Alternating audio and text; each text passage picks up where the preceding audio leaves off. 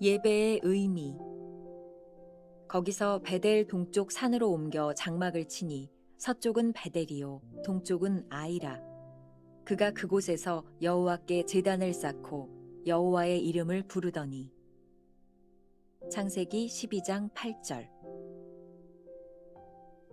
예배란 하나님께서 우리에게 주신 가장 좋은 것을 다시 하나님께 드리는 것입니다. 당신이 가진 최선의 것으로 무엇을 하겠습니까? 하나님의 축복을 받을 때마다 사랑의 선물로 하나님께 그 축복을 다시 돌려드리십시오. 하나님 앞에서 그 축복들을 세어보며 감사하고 진정한 예배로 주님께 그 축복을 돌려드리십시오. 만일 자신만을 위해 하나님께서 주신 축복을 쌓아놓으면 마치 쌓아놓은 만나가 썩었듯이 그 축복은 당신을 영적으로 메마르고 썩게 만들 것입니다. 하나님께서는 당신 자신만을 위해 영적 축복들을 붙들고 있는 것을 허락하지 않으십니다.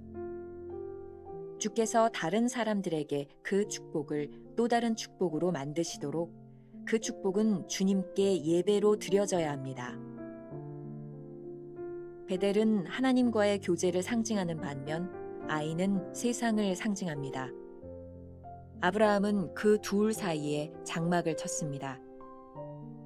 하나님을 향한 우리의 공적 활동에 대한 진정한 가치는 우리가 주님과 얼마나 깊은 개인적인 교제를 가지고 있는가 하는 것입니다. 조급함은 잘못된 것이며 누구든지 하나님을 예배할 충분한 시간이 있습니다. 하나님과의 교제가 없는 하루하루는 그 자체가 삶의 덫이 됩니다.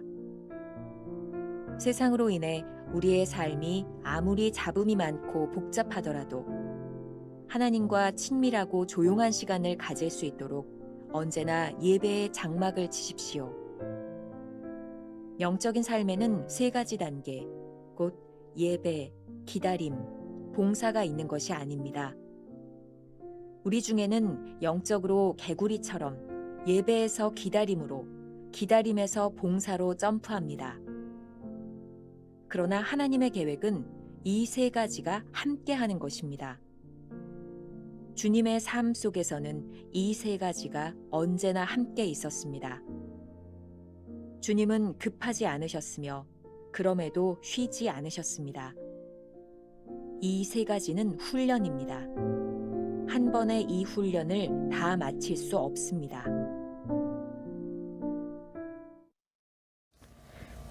주님은 나의 최고봉 새벽 묵상, 오늘은 6번째 시간입니다.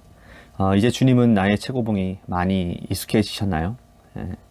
오늘 주제는 예배의 의미에 대해서 챔버스의 묵상을 함께 나누는 시간입니다. 오늘 말씀도 역시 2가지의 주제로 나누어지게 될 것 같습니다. 첫 번째, 예배는 받은 축복을 하나님께 돌려드리는 것. 예배만큼 챔버스의 최고의 것을 하나님께 드리기로 원하는 마음을 잘 설명해 주는 것은 없는 듯합니다. 챔버스는 예배에 대해서 이렇게 정의를 내리고 있습니다. 오늘 묵상글 중에 한 문장입니다. 예배란 하나님께서 우리에게 주신 가장 좋은 것을 다시 하나님께 드리는 것입니다. 여기에 이 드림이라는 말도 우리들이 생각해 볼 필요가 있을 것 같습니다. 하나님께서 우리들에게 주신 축복을 가장 잘 사용하는 방법이 드림 아닐까요? 축복을 쌓는 것은 마치 쌓아놓은 만나가 썩는 것처럼 우리의 영을 메마르게 하고 썩게 만드는 것입니다. 챔버스의 글을 다시 인용합니다. 하나님께서는 당신 자신만을 위해 영적 축복들을 붙들고 있는 것을 허락하시지 않습니다. 주께서 다른 사람들에게 그 축복을 또 다른 축복으로 만드시도록 그 축복은 주님께 예배로 드려져야 합니다. 오늘 챔버스는 아브라함의 이야기, 창세기 12장 8절 말씀을 본문으로 택하고 있습니다. 아브라함은 하나님께서 지시하신 곳 가나안의 첫 발을 내딛고 예배의 단을 쌓습니다. 그 아브라함이 드렸던 예배와 챔버스가 생각하는 예배에 공통점이 있는 것 같습니다. 첫 번째, 제단은 우리에게 있어서 소중한 재산을 포기하는 장소이다. 두 번째, 제단은 우리를 이 세상의 분주함으로부터 멀어지게 한다. 세 번째, 제단은 우리로 하여금 무엇을 포기할 것인가를 결단하게 한다는 것이죠.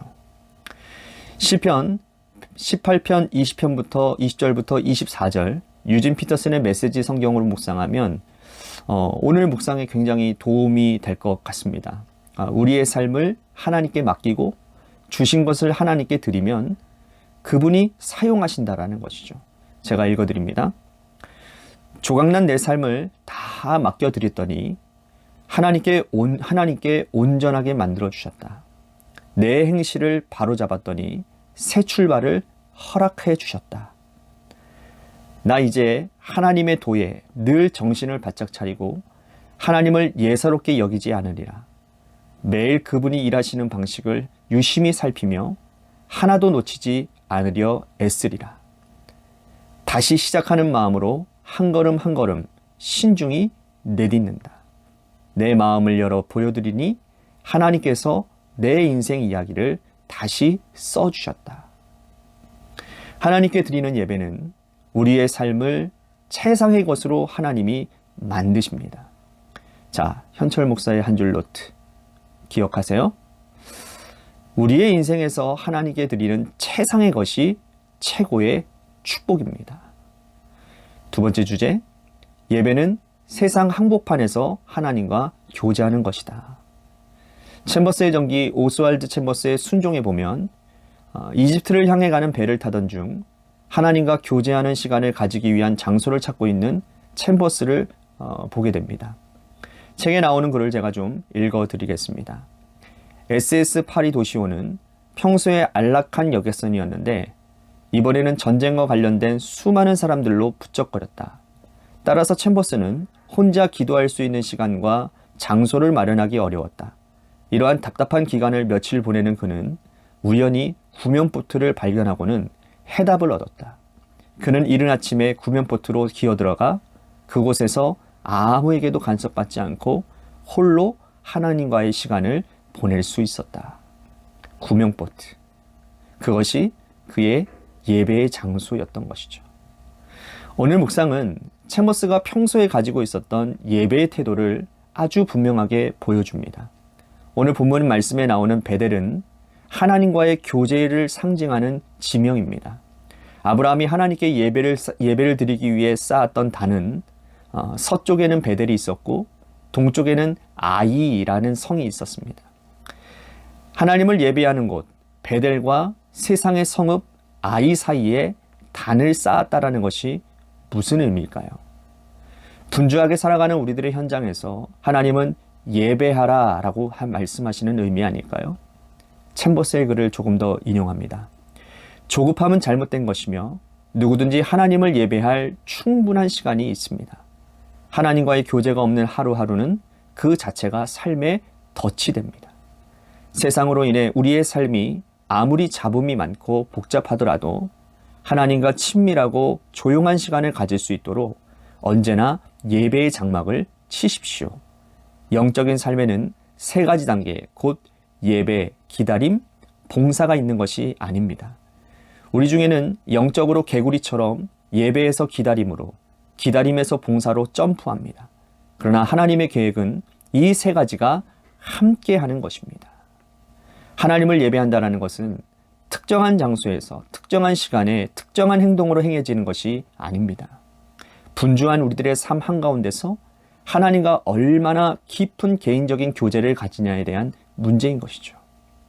그러므로 하나님을 예배하는 것, 챔버스의 표현에 의하면 worship, 하나님의 뜻을 기다리는 것, wait, 그리고 하나님의 일을 하는 것, work. 단계적으로 일어나는 일이 아니라는 말입니다. 예배자의 삶에서 함께 나타나는 현상입니다. 예배의 제단을 쌓고 서두르지 않으며 기다리는 자가 하나님의 일을 감당하게 될 것입니다. 예배하지 않는 자가 서두르고 서두르는 자는 하나님의 일을 망치고 결국엔 타락의 길을 걷게 되는 것입니다. 이스라엘의 초대 왕이었던 사울은 하나님과의 교제가 끊어지자 서두르게 되었고 그의 인생이 망가졌음을 기억해야 합니다. 현철 목사의 한 줄 노트. 하나님과의 교제하는 깊이만큼 믿음이 깊어집니다. 오늘도 이러한 묵상 질문으로 하루를 지나면 좋을 것 같습니다. 우리는 지금 어떻게 하나님을 예배하고 있습니까? 짧은 기도로 오늘 묵상을 마무리합니다. 오 하나님, 아무리 필요한 일이라 해도 일상적인 일에 너무 골몰하는 잘못에서 저를 구하소서. 이렇게 골몰하게 되면 제 생애의 유일한 목적으로부터 생각이 흩어지고 하나님이 항상 제 곁에 서 계시다라는 생생함의 감각이 마비됩니다. 제 마음이 얼마나 좁은지 압니다. 세상 것들의 주위에 빼앗겨버리면 하늘에 속한 것들이 들어설 여지가 없습니다. 오, 저를 가르치소서. 무슨 일을 하든 마음을 다 빼앗기지 아니하므로 만물 안에서 하나님을 보도록, 그 안에서 계속하여 저를 보시며 감찰하시는 하나님을 보도록 가르치소서. 그리하여 주님을 사랑하는데 필요한 영혼의 자유를 잃지 않도록 저를 가르치소서. 아멘.